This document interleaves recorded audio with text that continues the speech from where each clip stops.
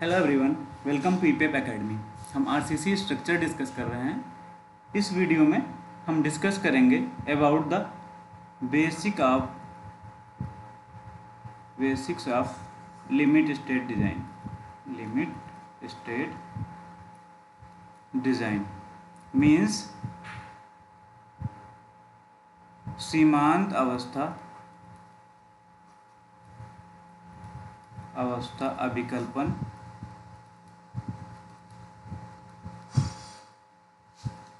के मूल आधार।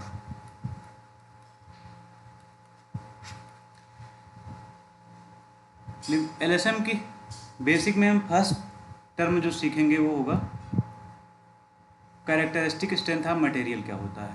हेडिंग डालेंगे कैरेक्टरिस्टिक स्ट्रेंथ ऑफ मटेरियल, जिसे बोलते हैं पदार्थों की अभिलक्षणिक सामर्थ्य।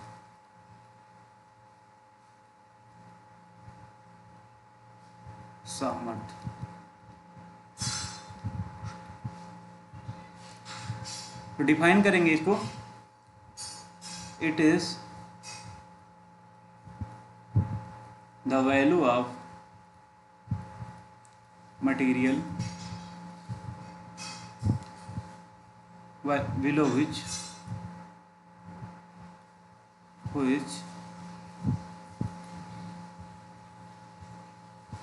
not more than 5% test result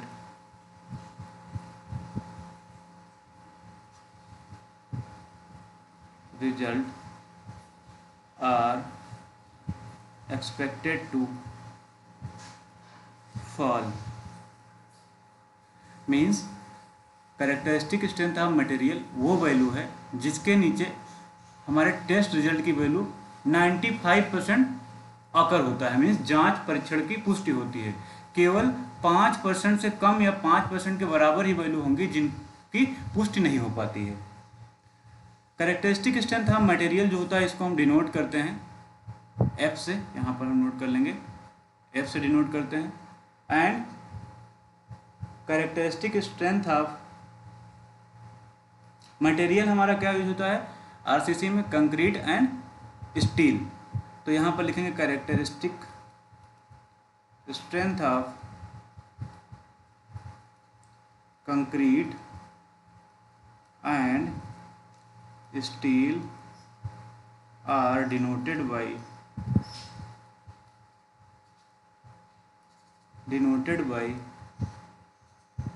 concrete के लिए एफ सी के एंड एफ वाई रेस्पेक्टिवली। फिर हम नेक्स्ट टर्म देखेंगे। नेक्स्ट टर्म है कैरेक्टरिस्टिक लोड क्या होता है। सेकंड यहाँ पर लिखेंगे characteristic load. Characteristics load means अभिलक्षणिक भार।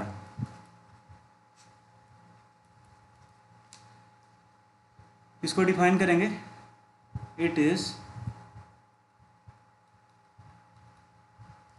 The value of load which has 95% probability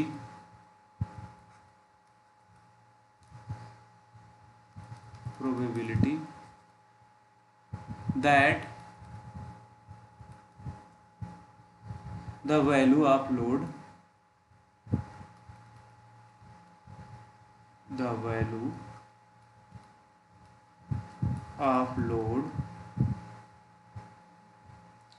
will not exceed on structure during entire life of structure means अभिलक्षणिक भार जो होता है, कैरेक्टरिस्टिक लोड, वो वैल्यू होता है जो 95% प्रोबेबिलिटी मीन्स संभावना रखता है कि पूरे स्ट्रक्चर के लाइफ में उसकी वैल्यू एक्सीड नहीं करेगी। नेक्स्ट टर्म है हमारा partial safety factor. Partial safety factor या इसी को बोलते हैं or partial factor of safety means आंशिक सुरक्षा गुणक जिसे बोलते हैं, सुरक्षा गुणक। देखते हैं पार्शियल फैक्टर सेफ्टी क्या होता है। टू एंश्योर, ये हमारे कोड से प्रोवाइड किया गया है, to ensure sufficient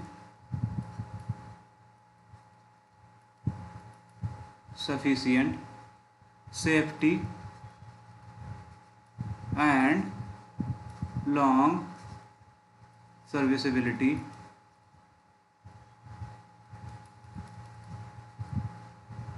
of structure, IS code has provided partial safety factor for material. जो मटेरियल के लिए पार्शियल सेफ्टी फैक्टर यूज करते हैं उसको हम डिनोट करते हैं गामा। पार्शियल सेफ्टी फैक्टर को हम डिनोट करते हैं, यहाँ पर नोट कर लेंगे गामा से डिनोट करते हैं। And partial safety factor for material जो होगा उसको हम डिनोट करेंगे गामा एम से, गामा एम। और आगे इसको कंटिन्यू करेंगे। IS code has provided partial safety factor for material and load के लिए जो पार्शियल सेफ्टी फैक्टर होगा उसको हम डिनोट करेंगे गामा एफ से। फर्स्ट हम लिखेंगे यहाँ के लिए जो होगा, फर्स्ट हमारा होगा partial safety factor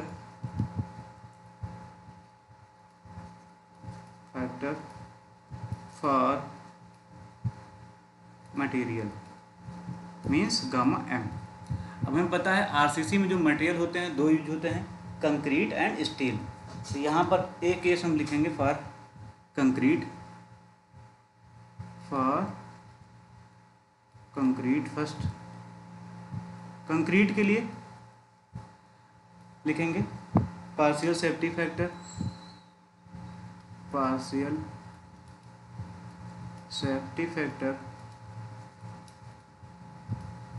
for concrete.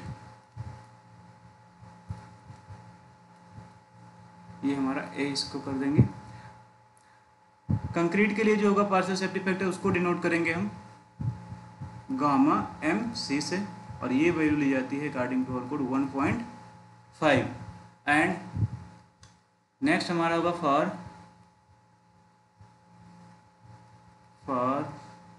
Steel के लिए जो पार्शियल सेफ्टी फैक्टर होती है उसकी वैल्यू लिखेंगे हम पार्शियल सेफ्टी फैक्टर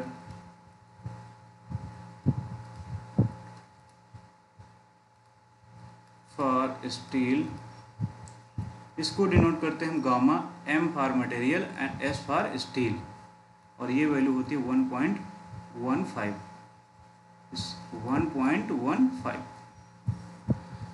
ये हो गया partial safety factor for material. फिर उसके बाद नेक्स्ट हमारा है पार्शियल सेफ्टी फैक्टर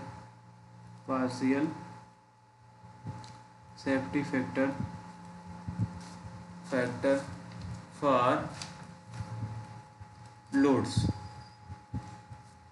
तो यहाँ पर हम लोड्स के लिए पार्शियल सेफ्टी फैक्टर देखेंगे।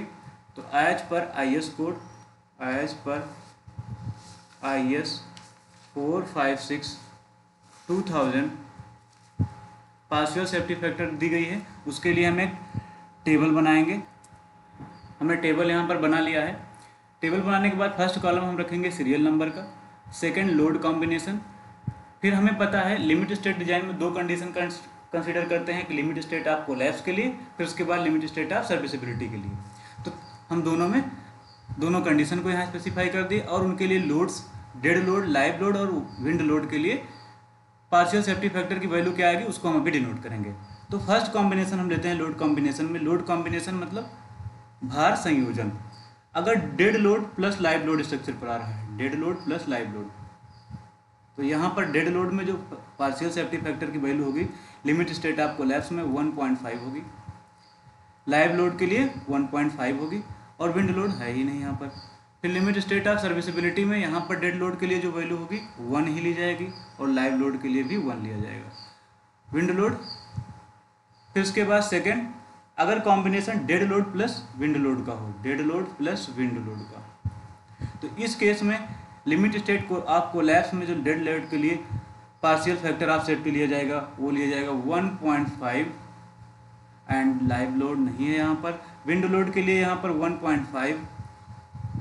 फिर लिमिट स्टेट ऑफ सर्विसिबिलिटी में आकर हम क्या करेंगे, यहाँ पर भी पार्शियल फैक्टर ऑफ सेफ्टी की वैल्यू 1, लाइव लोड, फिर विंड लोड के लिए यहाँ पर 1.0।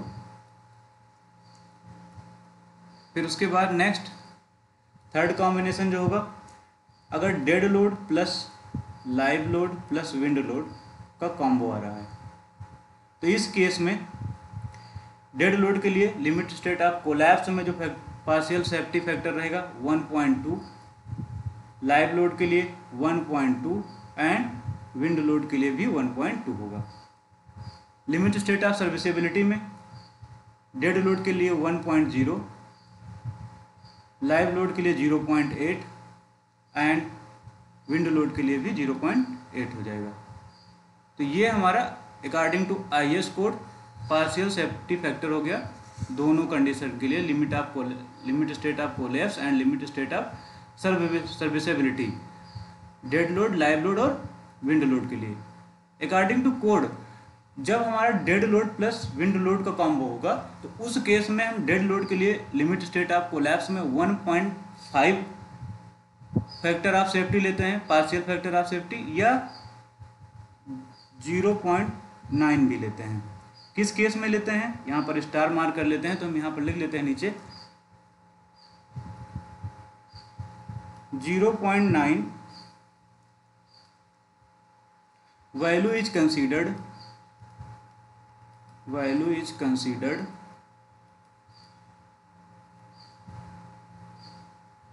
stability against overturning. ओवरटर्निंग के अगेंस्ट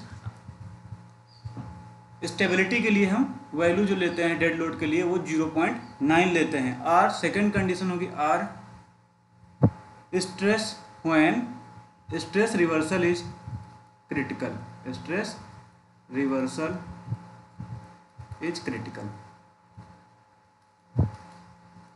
जब स्ट्रेस रिवर्सल की कंडीशन क्रिटिकल होगी तब भी हम 0.9 ही वैल्यू लेंगे। फिर उसके बाद आगे हम नेक्स्ट देखते हैं। नेक्स्ट टर्म होगा हमारा फोर्थ बेसिक में हमारा डिजाइन और फैक्टर वैल्यू, डिजाइन और factor value.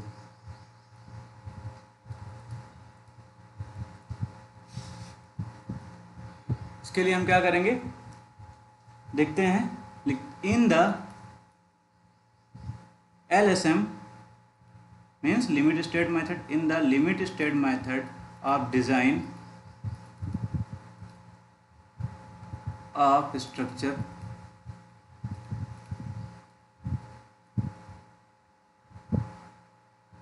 design value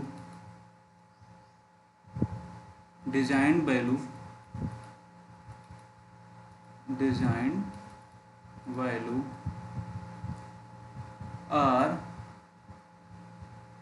considered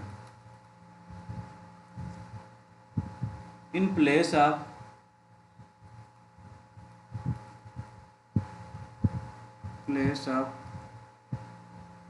characteristic strength of material.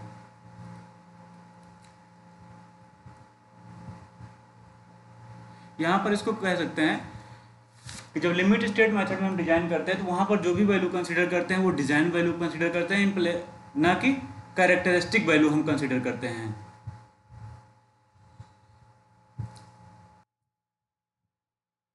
Design value में हम फर्स्ट वैल्यू लेते हैं design strength of material.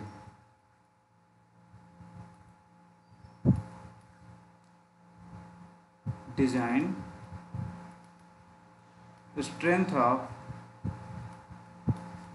Material, और इसी को बोलते हैं फैक्टर्ड स्ट्रेंथ ऑफ मटेरियल भी बोलते हैं।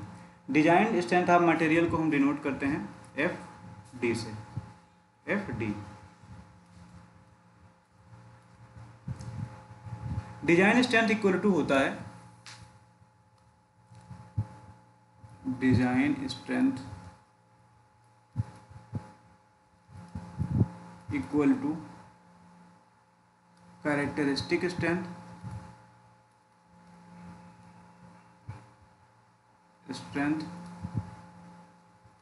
ऑफ मटेरियल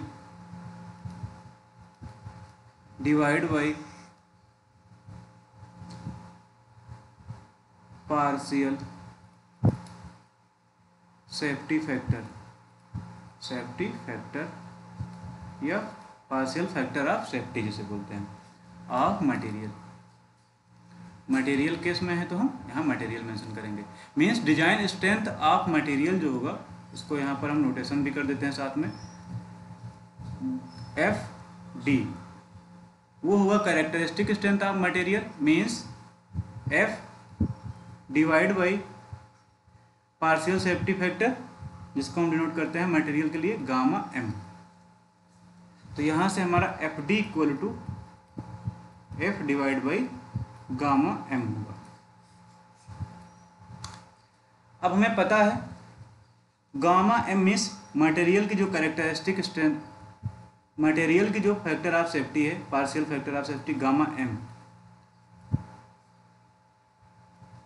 ये कंक्रीट के केस में मीन्स फॉर कंक्रीट इसको डिनोट करते हैं गामा एम सी से, ये वैल्यू हो जाएगी 1.5 हमें पता है, and for steel gamma M S 1.15 और एफ की वैल्यू को नोट कर लेंगे जो हमारा कैरेक्टरिस्टिक स्ट्रेंथ ऑफ मटेरियल है,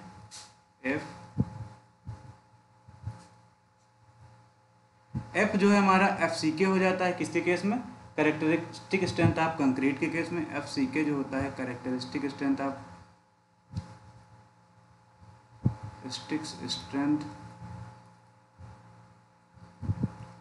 ऑफ कंक्रीट, एंड जो एफ हमारा हो जाता है F Y in the case of characteristic strength of steel. तो इसके अकॉर्डिंग हम डिजाइन स्ट्रेंथ की वैल्यू फाइंड कर लेंगे स्टील और कंक्रीट के लिए भी। फिर उसके बाद आगे बढ़ते हैं नेक्स्ट, नोट में यहां पर लिखेंगे note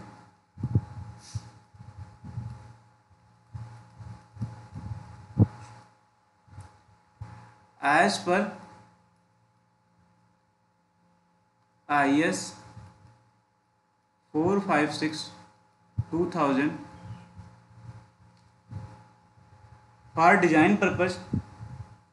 for design purpose characteristic strength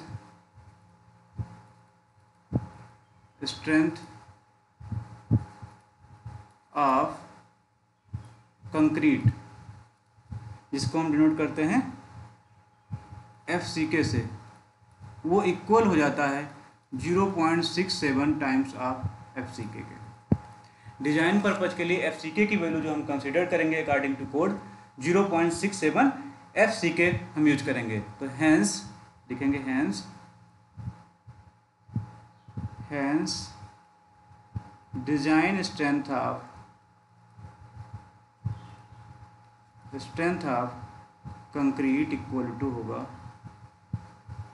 concrete, जिसको हम डिनोट कर देंगे FCKD इक्वल टू हो जाएगा कैरेक्टरिस्टिक स्ट्रेंथ, यहाँ पर कितना हम कंसिडर करेंगे 0.67 FCK divide by partial factor of safety, concrete case में 1.5 होता है, तो ये वैल्यू आ जाएगा 0.446 FCK। तो means FCKD means design strength of concrete जो होगा वो होगा 0.446 FCK according to our code. हम 0.67 को डिवाइड कर देंगे पार्शियल फैक्टर ऑफ सेफ्टी से। फिर उसके बाद नेक्स्ट, अगर स्टील की डिजाइन स्ट्रेंथ फाइंड करना पड़े, एंड यहाँ पर लिखेंगे डिजाइन स्ट्रेंथ ऑफ स्टील,